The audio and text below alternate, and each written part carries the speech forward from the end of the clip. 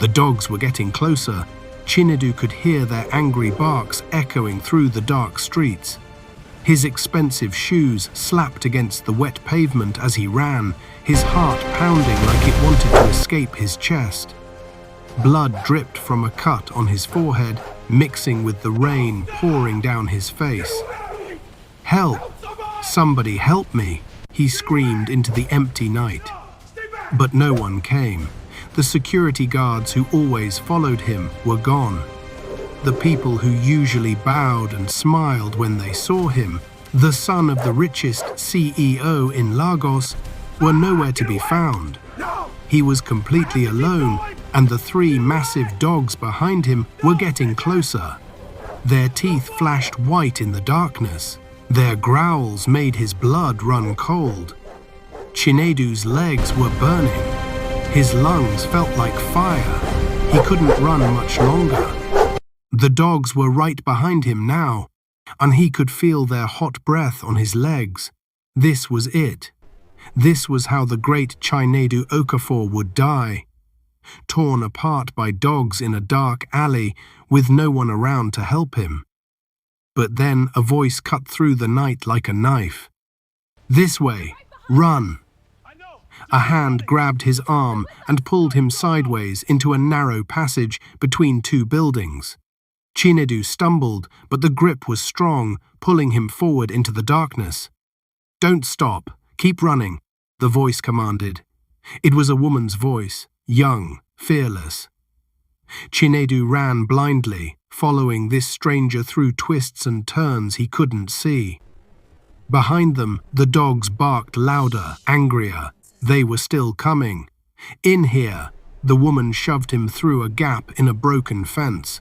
They tumbled into an old, abandoned building that smelled like dust and decay.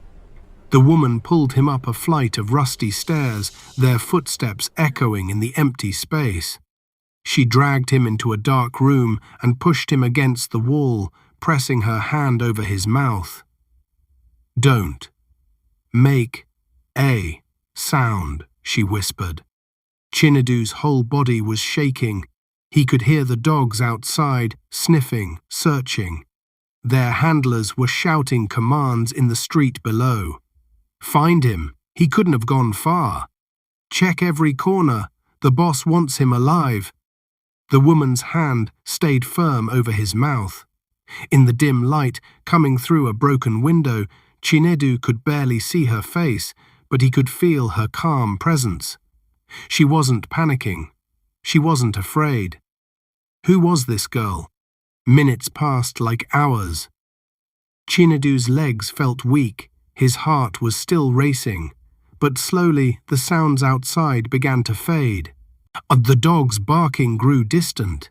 The men's voices disappeared into the night. Finally, after what felt like forever, silence. The woman slowly removed her hand from his mouth. She stepped back, and for the first time Chinedu could see her properly in the moonlight streaming through the window. She was wearing a simple worn dress. Her shoes were old and dirty. Her hair was tied back with a cheap rubber band. Everything about her screamed poverty. But her eyes were different. They were sharp, intelligent, and completely unafraid.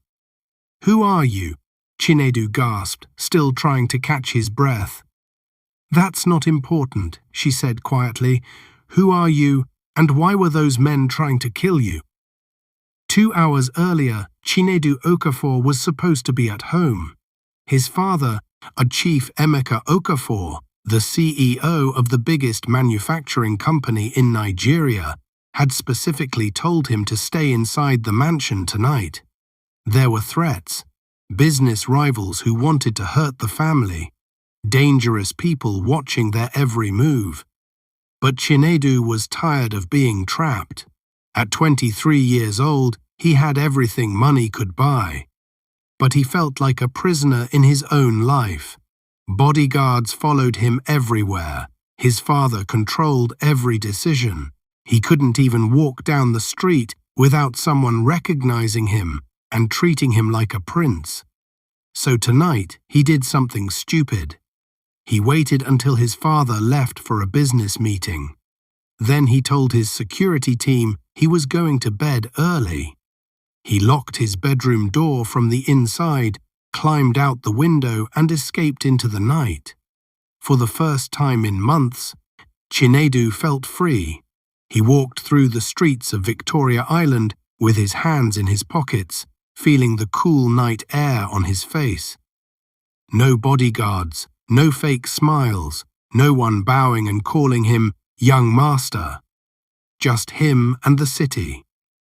He pulled out his camera, an old one he'd bought secretly because his father thought photography was a waste of time, and started taking pictures of the streetlights, the closed shops, the empty roads.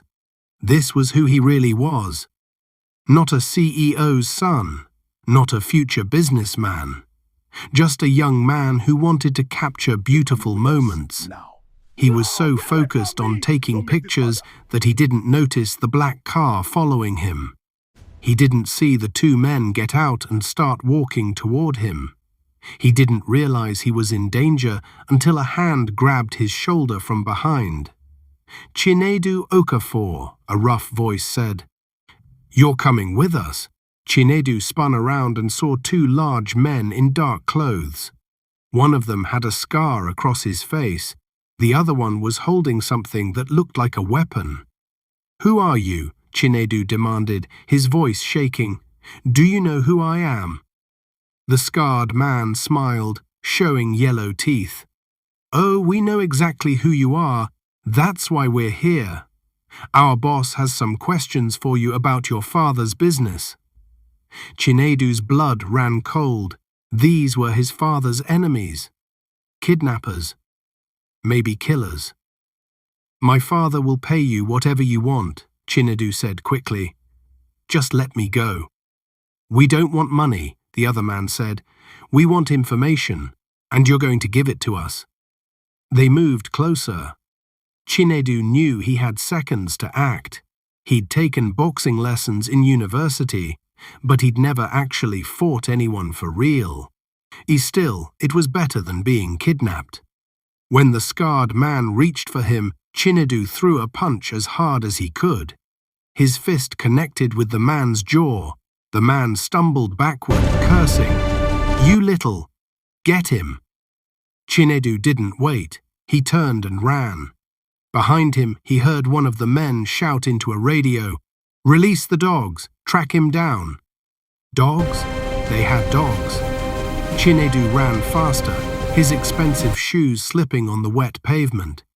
He turned corner after corner, trying to lose them, but the streets all looked the same. And then he heard it, the sound that made his blood freeze. Barking, loud, vicious barking. 3 massive Rottweilers came charging around the corner, their eyes glowing in the darkness, their teeth bared. Chinedu screamed and ran harder than he'd ever run in his life. "Help! Someone help me!" But the streets were empty. No security guards, no police, no one. In this moment, with death chasing him, Chinedu realized the truth. His money meant nothing. His father's power meant nothing. He was just a scared young man running for his life, and nobody cared. The dogs were right behind him. He could hear their claws scraping the ground. He was going to die. And then, like a miracle, he heard that voice. "This way. Run."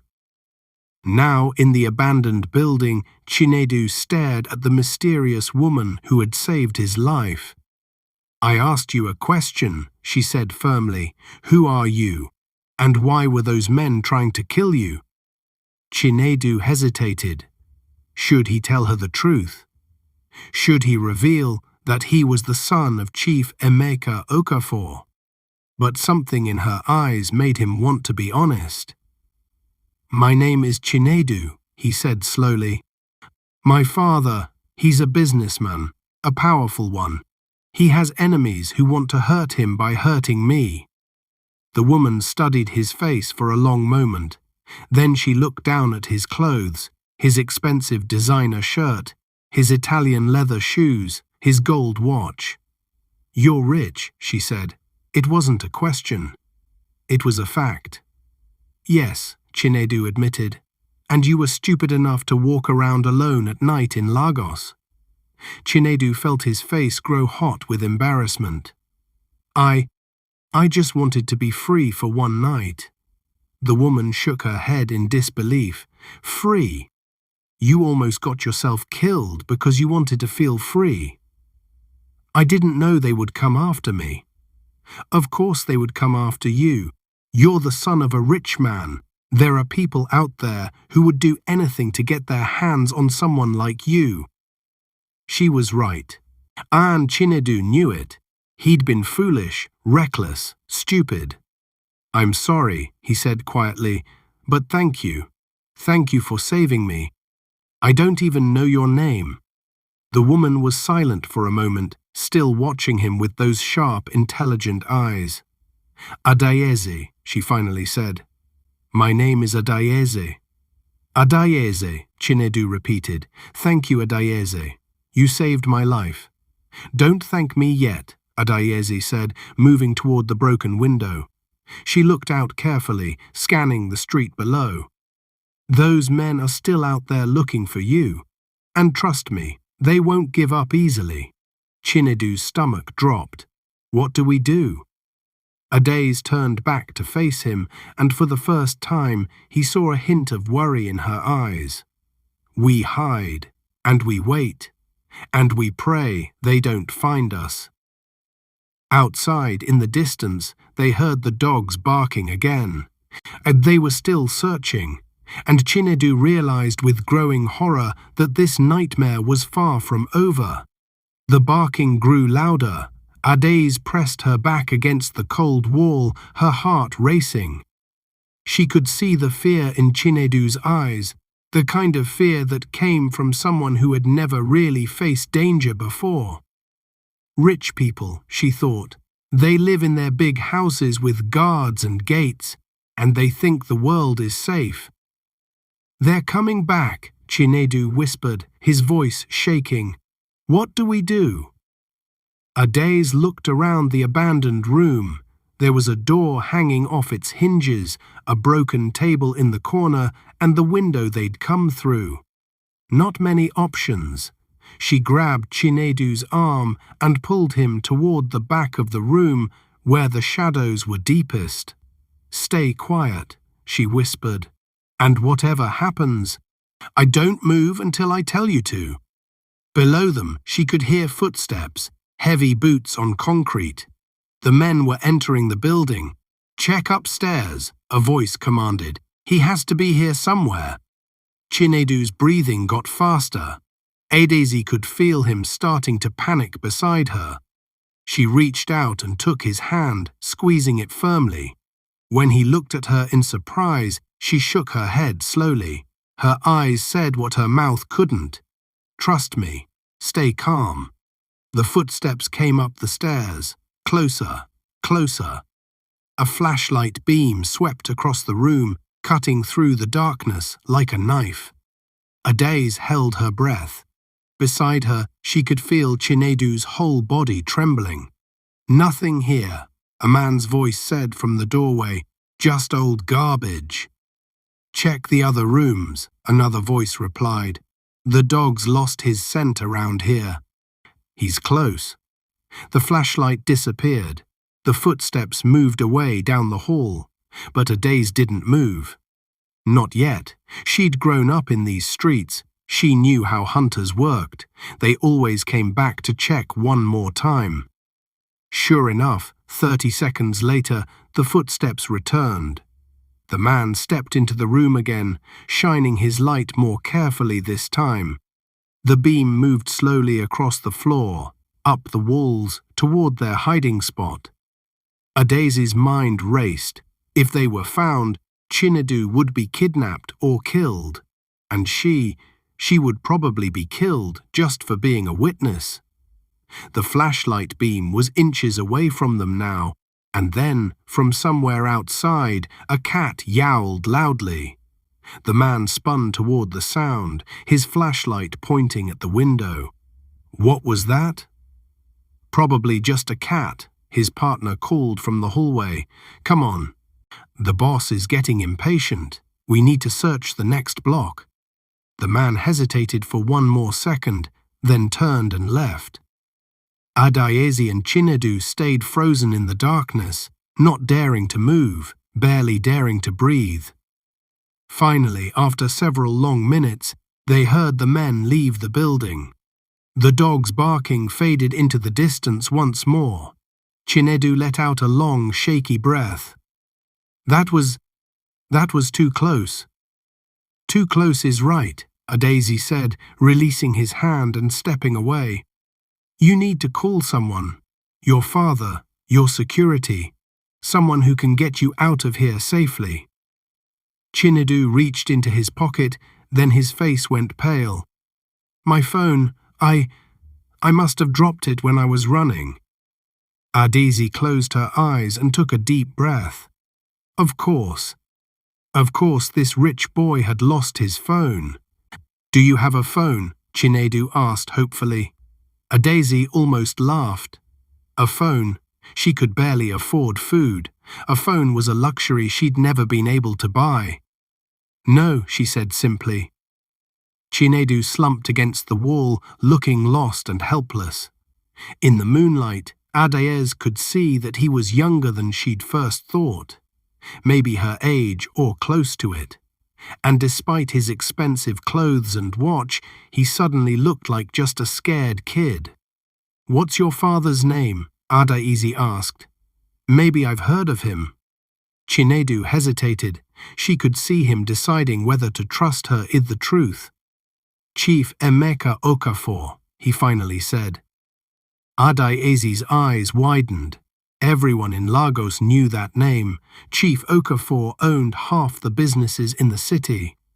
He was one of the most powerful men in Nigeria. You're Chief Okafor's son, she said slowly. The Chief Okafor. Yes. And you were just walking around the streets alone. Are you crazy? I told you I wanted to be free, Chinedu said defensively. Just for one night, I wanted to feel like a normal person. Normal people don't get chased by killers and attack dogs, Adaeze shot back. Normal people worry about paying rent and finding food. You don't know anything about being normal. The words came out harsher than she meant them to. But she was angry. Angry that this boy had everything she'd ever dreamed of and treated it like a prison. Angry that he'd put both their lives in danger because he wanted an adventure. Chinedu looked hurt. You're right. I don't know what it's like to be poor. But that doesn't mean my life is easy. You have no idea what it's like to have everyone want something from you. To never know if people like you for who you are or for your money. To have your whole future planned out by someone else. At least you have a future to complain about, Adaeze said quietly. Silence fell between them. Adaeze moved to the window and looked out carefully.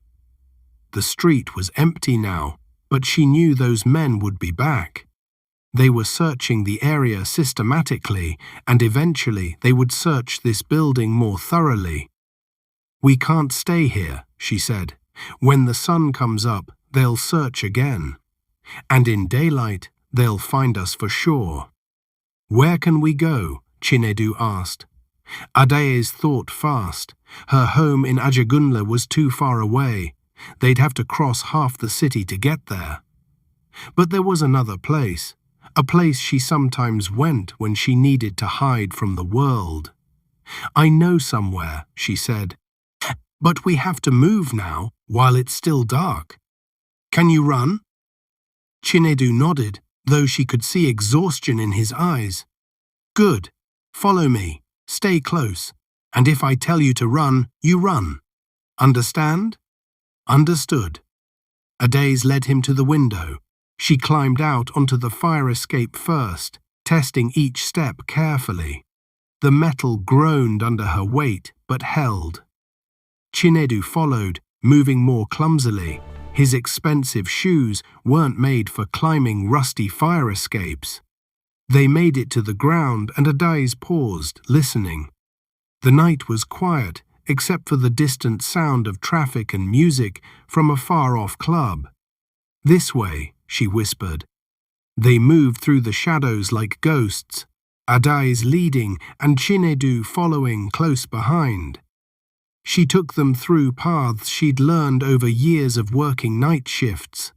Shortcuts through alleys, gaps in fences, passages that most people didn't know existed. After 20 minutes of careful movement, they reached a small church at the edge of the neighborhood. It was old and crumbling, barely used anymore except for a few Sunday services. Adaeze tried the back door, locked, but she knew another way in. There was a loose board near the ground that led to the basement. She'd discovered it months ago when she'd been caught in a rainstorm. She pulled the board aside and gestured for Chinedu to crawl through. He looked at the dark opening with obvious fear. "In there?" "Unless you want to be dog food," Adaeze said. "Your choice." Chinedu got on his hands and knees and crawled through the opening. Adaeze followed, replacing the board behind them. Inside, the church basement was dark and musty, but it was dry and safe. Old pews were stacked against the walls, boxes of hymnals gathered dust in corners. "We should be safe here until morning," Adaeze said. "Then I can figure out how to get you home." Chinedu sat down on an old pew, wincing. Adaeze noticed for the first time that he was limping. "You're hurt," she said. "I twisted my ankle when I was running. It's nothing." "Let me see." "I said it's nothing."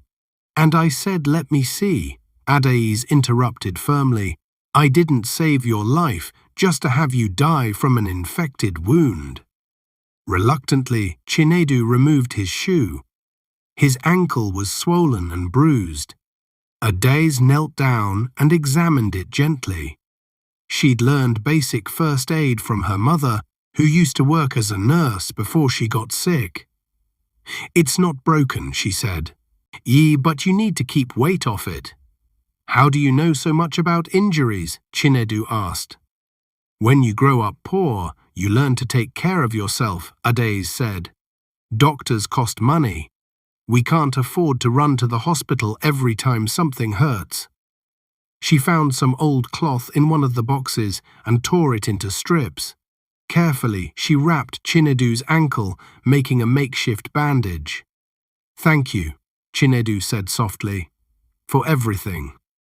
I don't even know why you helped me. You don't know me." Adaeze sat back on her heels. That was a good question. Why had she helped him? Maybe it was because she'd heard the fear in his voice when he screamed for help. Maybe it was because she remembered what it felt like to be in danger with no one to save you. Or maybe, she thought, looking at his face in the dim light filtering through the basement windows, it was something else entirely. "Someone once told me," Adaeze said quietly, "that when God puts someone in your path who needs help, you don't ask questions. You just help." Chinedu smiled for the first time since she'd met him. It transformed his whole face, making him look less like a scared rich boy and more like someone she might actually want to know. "Your mother sounds wise," he said. "She was," Adaeze replied, her voice catching slightly. "Was?" Before Adaeze could answer, they heard a sound that made both of them freeze. Footsteps above them. Someone had entered the church.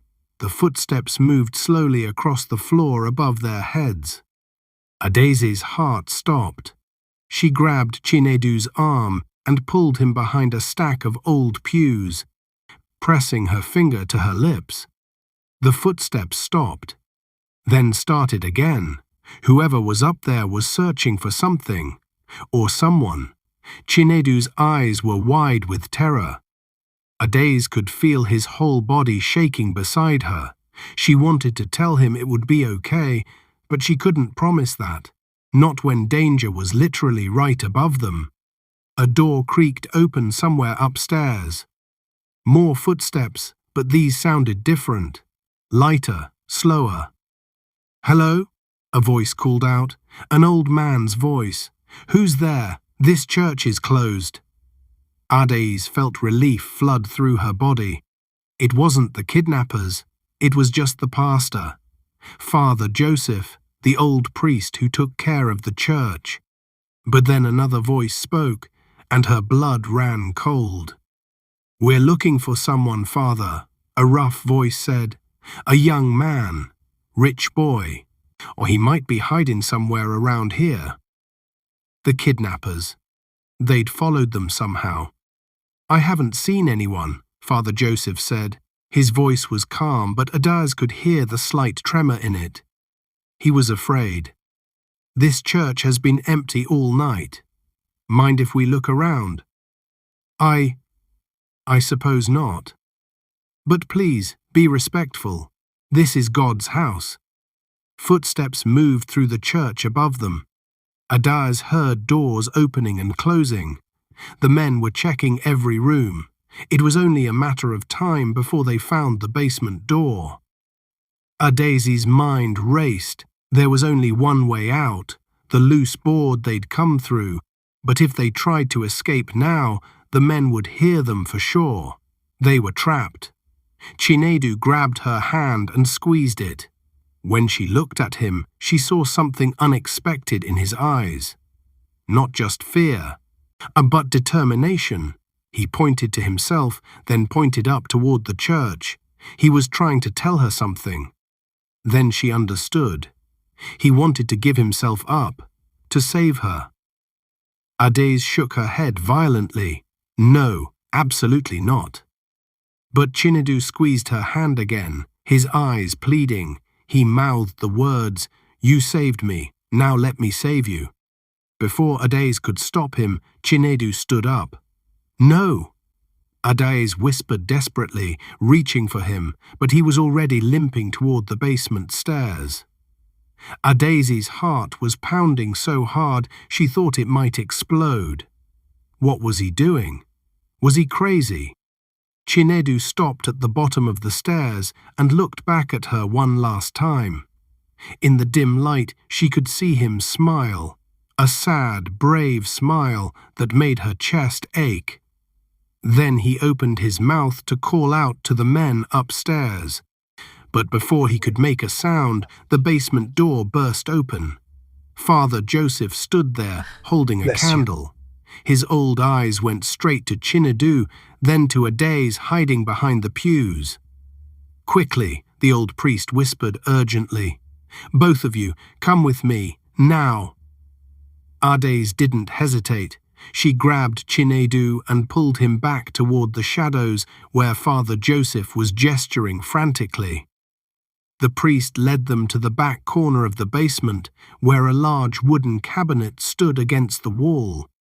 He pulled it aside, revealing a small door Adaeze had never noticed before. "Through here," Father Joseph whispered. "It leads to the old tunnels beneath the church. They were built during the war for hiding. Go now." "Father, those men," Chinedu started. "I'll handle them," the priest interrupted. "You have bigger problems to worry about. Now go." Adaeze ducked through the small door and Chinedu followed. Father Joseph pushed the cabinet back in place just as they heard the basement door open again. "Father, you down here?" one of the kidnappers called out. Adaeze and Chinedu found themselves in a narrow tunnel that smelled like earth and old stone. It was pitch black. Adaeze couldn't see her own hand in front of her face. "Come on," she whispered, feeling along the wall. "Stay close to me." They moved through the darkness, slowly, carefully. The tunnel was cold and damp, and Adaeze could hear water dripping somewhere in the distance. Behind them, they could hear muffled voices, Father Joseph talking to the kidnappers, his voice calm and steady. "As you can see, there's nothing down here but old furniture and dusty boxes," the priest was saying. "No one's been in this basement for months." "We'll see about that," the kidnapper replied. Adaeze and Chinedu moved faster, feeling their way through the tunnel. Adeze's hands touched wet stone, old bricks, cobwebs that made her skin crawl. After what felt like forever, she saw a faint light ahead. The tunnel was leading them somewhere. They emerged into another basement, this one belonging to an old abandoned building. Moonlight filtered through broken windows above them, giving just enough light to see by. Adaeze looked at Chinedu. His face was covered in dirt and sweat. His expensive clothes were ruined. But he was alive. They both were. "That was insane," Adaeze said, catching her breath. "What were you thinking back there? Were you really going to give yourself up?" Chinedu leaned against the wall, breathing hard. "You've risked your life for me twice now. I couldn't let you get hurt because of me." "So your plan was to just walk up there and let them take you?" "If it meant you'd be safe, yes." Adaeze stared at him. She'd known rich people all her life, the ones who came to the restaurant where she worked, the ones who drove past her in their fancy cars without even looking at her. They were all the same, selfish, cold. They only cared about themselves and their money. But Chinedu was different. He'd been willing to sacrifice himself to save her, a poor girl he'd just met. "You're either the bravest person I've ever met," Adaeze said quietly, "or the stupidest." Chinedu laughed, a real laugh that echoed in the empty basement. Probably both. Despite everything, Adaeze found herself smiling. Definitely both. They sat down on the cold floor, mine both exhausted. Adaeze looked out the window and saw the sky beginning to lighten. Dawn was coming. "We can't keep running forever," Chinedu said. "Those men aren't going to give up, and I can't put you in danger anymore." "So what do we do?" Chinedu was quiet for a long moment.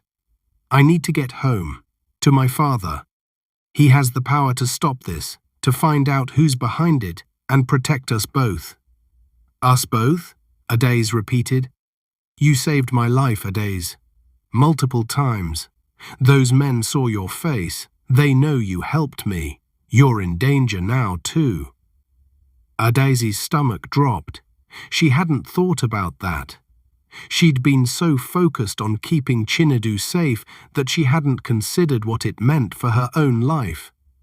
"My father will protect you," Chinedu continued. "I promise. But we need to get to him first." "How?"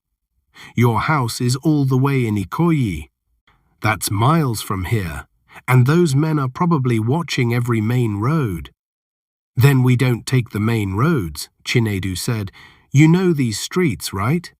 You know the paths the rich people don't see." Adaeze nodded slowly. She did know them. She'd spent years learning every shortcut, every hidden passage in Lagos.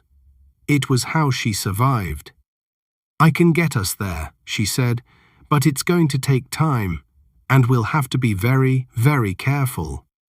"I trust you," Chinedu said, meeting her eyes. Those 3 words did something strange to Adaeze's heart. No one had ever said they trusted her before. Not like that. Not with such complete certainty. "Okay," she said, "but we need to rest first, just for an hour. You can barely walk on that ankle, and I haven't slept in 24 hours. If we're going to do this, we need to be sharp." Chinedu nodded. 1 hour. They settled in, keeping watch through the broken windows. The sun was rising over Lagos, painting the sky pink and orange.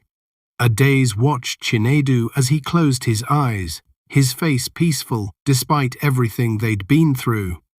He looked so different from the terrified boy she'd first seen running from the dogs. "Chinedu?" she said quietly. "Hmm? Why were you out there alone last night? Really? It wasn't just about feeling free, was it?" Chinedu opened his eyes and looked at her. For a moment she thought he wouldn't answer. But then he sighed. "I was going to run away," he admitted. "I had a plan. Take some money from my father's safe, catch a bus to another city, start a new life. I was tired of being Chief Okafor's son. I wanted to be just me. And now? Now I realize how stupid that was," Chinedu said with a sad smile. "I thought I could just walk away from my life. But you can't run from who you are. And besides..." He looked at her with an expression she couldn't quite read. "I think I was running toward the wrong thing. Maybe the life I wanted was closer than I thought." Adaeze didn't know what to say to that, so she said nothing. They sat in comfortable silence as the sun rose higher. But their peace didn't last long. The sound of dogs barking shattered the morning quiet. Adaeze and Chinedu jumped to their feet and ran to the window. Down in the street they could see them, the three Rottweilers pulling their handlers forward. And behind them, at least 6 men in dark clothes. The dogs were sniffing the ground, following their trail. "Or they found us," Chinedu whispered. Adaeze's mind raced. The dogs must have picked up their scent from the church. They'd tracked them through the tunnel to this building. There was no time to rest, no time to plan. "We have to run," Adaeze said. "Right now." "Where?" Adaeze looked out at the street, calculating distances, considering options. Then she saw it, a market about 3 blocks away, just opening for the morning. People were setting up stalls, carrying goods, moving around. Crowds, confusion, the perfect place to disappear. "There," she pointed, "the market. If we can reach it, we can lose them in the crowd." "Can we make it?" Adaeze looked at the dogs, then at Chinedu's injured ankle. "We have to," she said. They ran. They burst out of the abandoned building and hit the street running. Behind them, the dogs erupted in vicious barking. The men shouted orders, their voices sharp and angry in the morning air. "There, get them." Adaeze pulled Chinedu forward, her hand locked around his wrist. His injured ankle slowed him down, but adrenaline pushed him to keep moving. The market was 3 blocks away.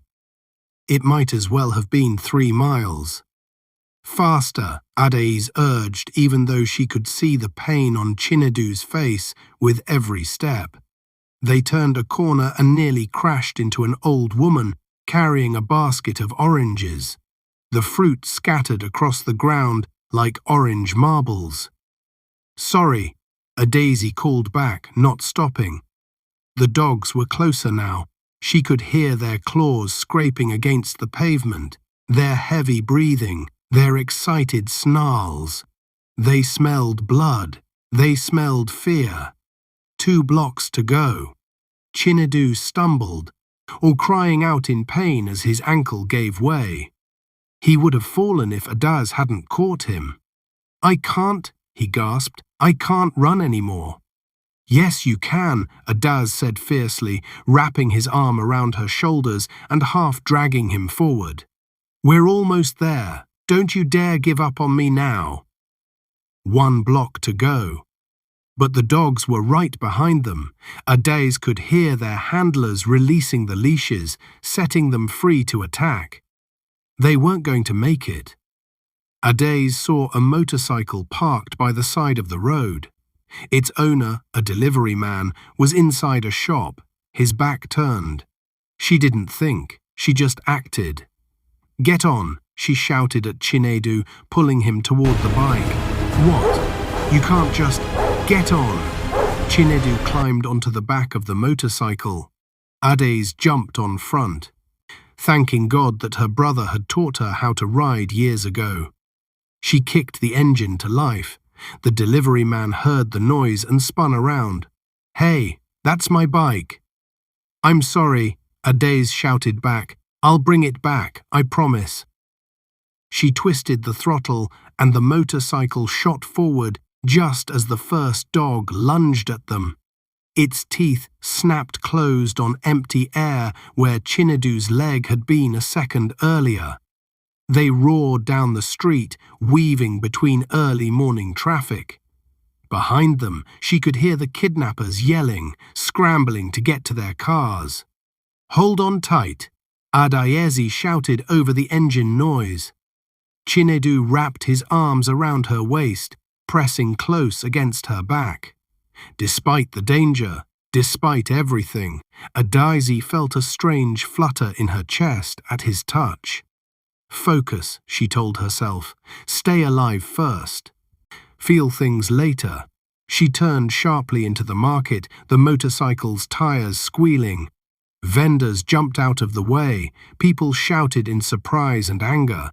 The market was a maze of stalls and stands, vegetables, clothes, electronics, meat, fish, everything packed close together. Perfect for hiding. Adaeze drove the bike deep into the heart of the market, then pulled into a narrow space between two large stalls. She killed the engine. "Off, quick," she whispered. They dismounted, and Adaeze quickly covered the motorcycle with a large tarp she pulled from a nearby stall. Then she grabbed Chinedu's hand and pulled him into the crowd. The market was filling up with people now, housewives shopping for food, traders setting up their goods, children running between the stalls. Adaeze and Chinedu disappeared into the sea of bodies. "Keep your head down," Adaeze whispered, "and try to look normal." "Normal?" Chinedu whispered back. "Look at me. My clothes alone cost more than everything in this market. How am I supposed to look normal?" He was right. His designer shirt and expensive shoes stood out like a diamond in dirt. Adaeze thought fast. She pulled him toward a clothing stall. "Excuse me, Auntie," she said to the woman selling clothes. "My brother needs new clothes. These ones got dirty." The woman looked at Chinedu and her eyes widened. She could clearly see his clothes were very expensive. "Auntie, please," Adaeze said quietly, urgently. "We're in trouble. Bad people are chasing us. We need help." The woman studied them both for a long moment. Then she nodded slowly. "Come," she said, pulling them behind her stall. Quick, quick." She handed Chinedu a simple shirt and a pair of worn jeans. "Put these on, fast." Chinedu changed quickly while Adaeze and the woman kept watch. When he emerged, he looked completely different. Just another poor boy in the market. "Thank you," Adaeze said gratefully. "How much?" "No money," the woman interrupted. She looked at Chinedu with knowing eyes. "I had a son once. He got in trouble with bad people too. I couldn't save him. But maybe I can save you. Now go. Go far from here." Adaeze felt tears prick her eyes. She squeezed the woman's hand, then pulled Chinedu back into the crowd. They moved through the market, trying to blend in. But then Adaeze heard something that made her heart stop. Dogs barking. The kidnappers had entered the market. "They're here," Chinedu whispered. Adaeze looked around desperately. The market was crowded, but not crowded enough. The dogs would find their scent. Then she saw it, a food stall selling fresh fish, strong-smelling fish. "This way," she said, pulling Chinedu toward the stall. "Hello, sister," the fishmonger called out cheerfully. "You want fresh fish today?" "Very fresh." "Yes," Adaeze said. Then lower, she added, "We need to hide, please." The fishmonger was a large man with kind eyes. He looked at them, then at the men with dogs moving through the market, and he understood. "Under here," he said, lifting a large basket. "Quick." Adaeze and Chinedu squeezed into the small space beneath the fish stall. The fishmonger covered them with the basket, then piled fish on top of it. The smell was overwhelming. Raw fish, salt, the sharp tang of the sea. Adaeze had to breathe through her mouth to keep from gagging. Through the gaps in the basket, she could see the kidnappers moving through the market. The dogs were sniffing frantically, confused by all the different scents. Food, spices, people, animals. One of the men stopped right in front of their stall. "Have you seen a young man and a girl?" he asked the fishmonger. "The boy is about this tall, light skin. The girl is poor-looking." "Many people come through here," the fishmonger said calmly, arranging his fish. "I don't pay attention to faces. I pay attention to customers who want to buy fish." "You want to buy fish?" The man grunted and moved on. But his dog stopped. It sniffed the air, then it started moving toward their hiding spot. Adaeze's heart hammered.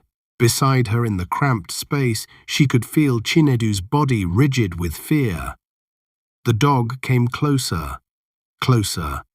It was right in front of the basket now, its nose working, trying to separate their scent from the overwhelming smell of fish.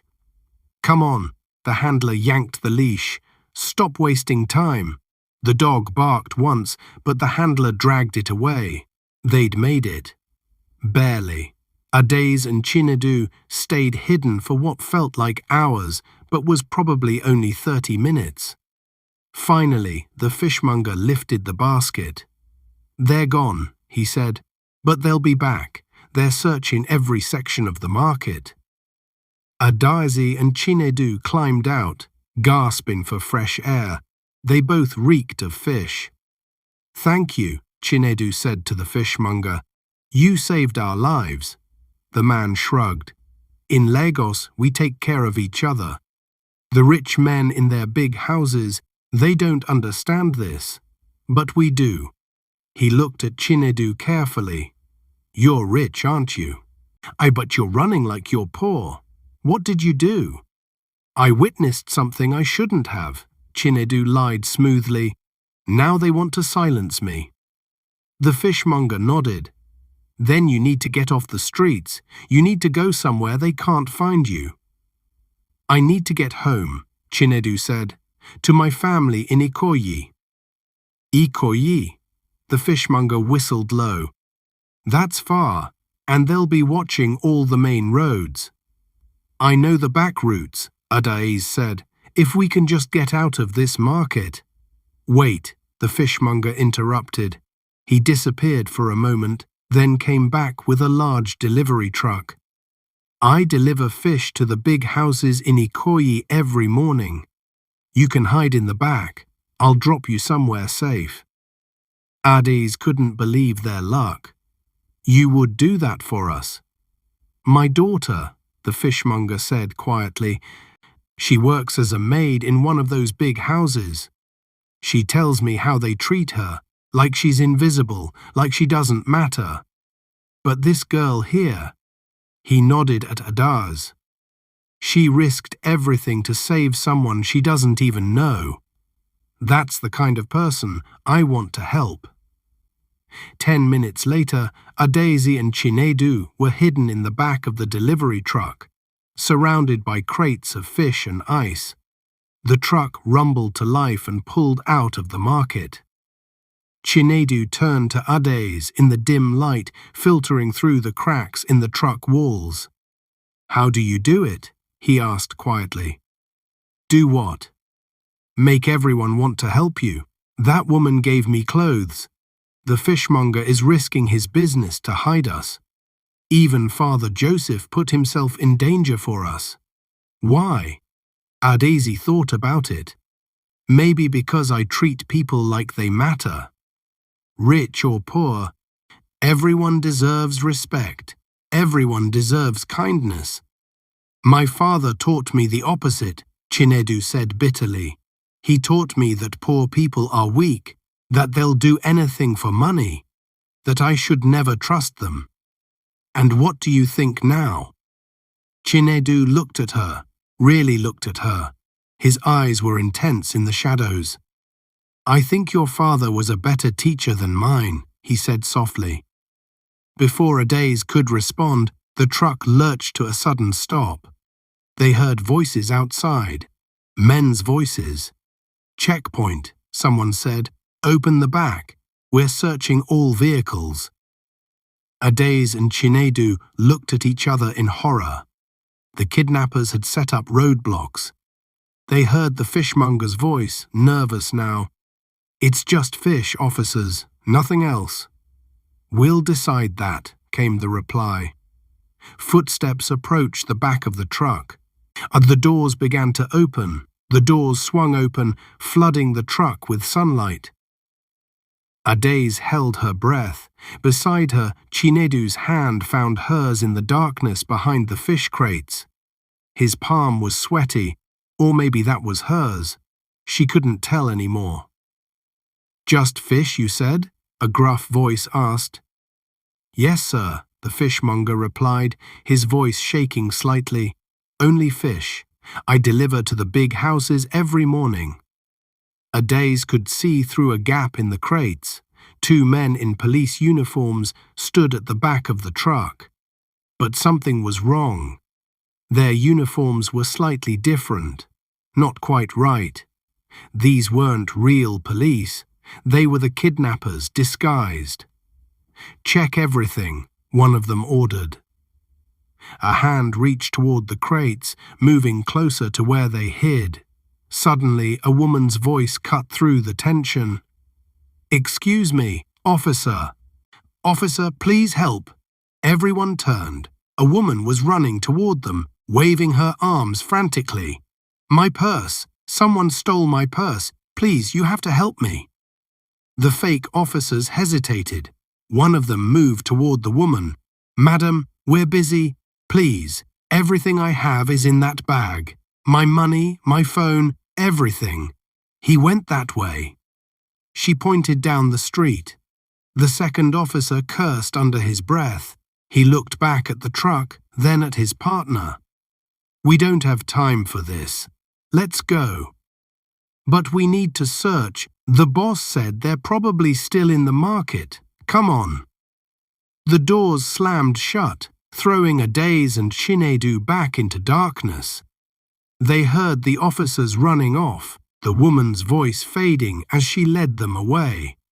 The truck engine started again. They were moving. Adaeze and Chinedu stayed frozen, not daring to speak, barely daring to breathe. It wasn't until they'd been driving for 10 minutes that Chinedu finally whispered, That woman. Was she real? I don't know, Adaeze whispered back, but she saved us. Everyone keeps saving us, Chinedu said. The priest, the market woman, the fishmonger. That woman. Why?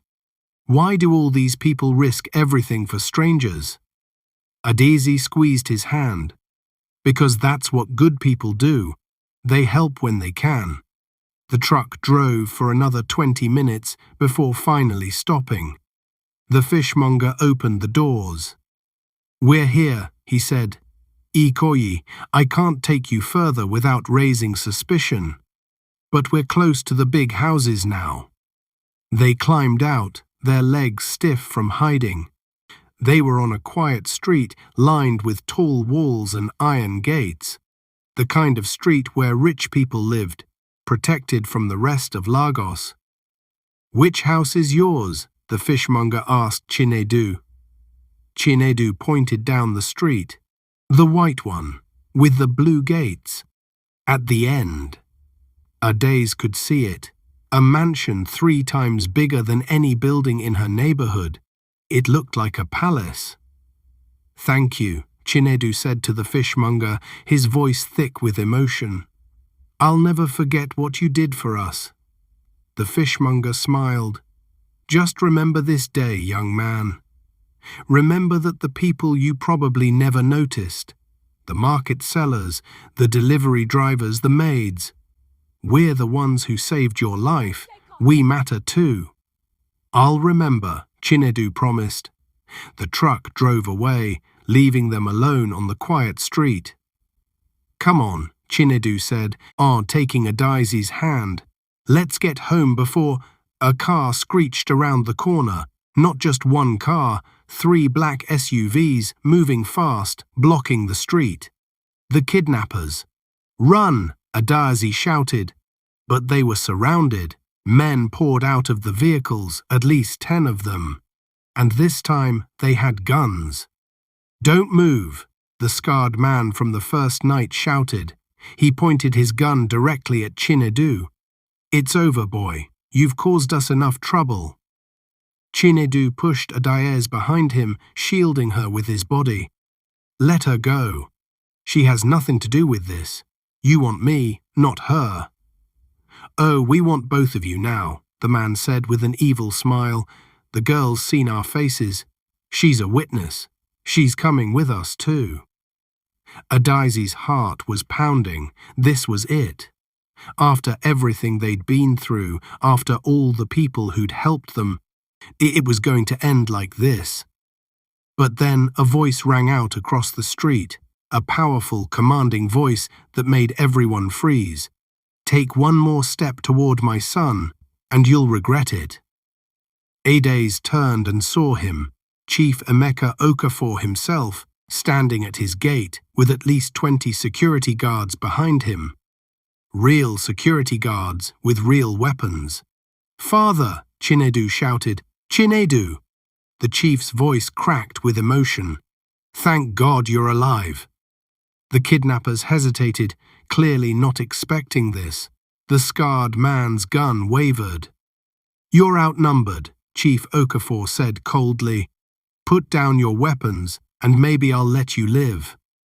We have hostages, the scarred man shouted back desperately. And I have the entire Lagos police force on speed dial, the chief replied. I also have cameras recording everything right now. Your faces, your license plates, everything. You have exactly 10 seconds to leave before I make one phone call that ends your miserable lives. The kidnappers looked at each other, uncertainty spreading across their faces. 10, 9, 8. The scarred man cursed viciously. This isn't over, he shouted at Chinedu. Then to his men, let's go. They scrambled back into their vehicles and roared away, tires screaming against the pavement. The moment they were gone, Chinedu's legs gave out. He collapsed to his knees, and Adaeze collapsed with him, both of them shaking with relief and exhaustion. Chief Okafor ran to them, his security team surrounding them protectively. Chinedu, my son. The powerful CEO wrapped his arms around his son, tears streaming down his face. I thought I'd lost you. When I found out you were missing, when I saw the security footage of those men chasing you, I thought, I'm okay, father, Chinedu said, his own voice breaking. I'm okay because of her. He pulled back and gestured to Adaeze, who was still kneeling on the ground, overwhelmed by everything happening. Chief Okafor looked at her, really looked at her, for the first time. He saw her torn, dirty clothes that smelled like fish, her worn-out shoes, her exhausted face. You saved my son, he asked quietly. Adaeze nodded, not trusting her voice to speak. The chief did something then that shocked everyone, including his own security guards. He knelt down on the street, this powerful, wealthy man, and took Adaeze's hands in his. Thank you, he said simply. Thank you for giving me back the most precious thing in my life. Adaeze felt tears running down her face. I just did what anyone would do. No, Chinedu said firmly, taking her other hand. You did what no one else did. When everyone ignored me, when everyone looked the other way, you saw me. You saved me. Not because of who my father is or how much money we have. You saved me because it was the right thing to do. Chief Okafor stood up, pulling both of them to their feet. Come, both of you. Let's get inside. You need rest, food, and medical attention. And then, young lady, we need to talk about your future. My future? Adaeze asked, confused. The chief smiled, a real warm smile. My son tells me you risked your life for him, multiple times. You showed more courage and loyalty than people I've paid millions to protect my family. That kind of character is rare, very rare. Father, Chinedu said quietly, Adaeze is in danger now too. Those men saw her face. They know she helped me. Then she'll stay here, the chief said firmly, under my protection. For as long as she needs. They walked through the blue gates into the mansion. Adaeze had never seen anything like it. Marble floors, crystal chandeliers, furniture that probably cost more than her entire neighborhood.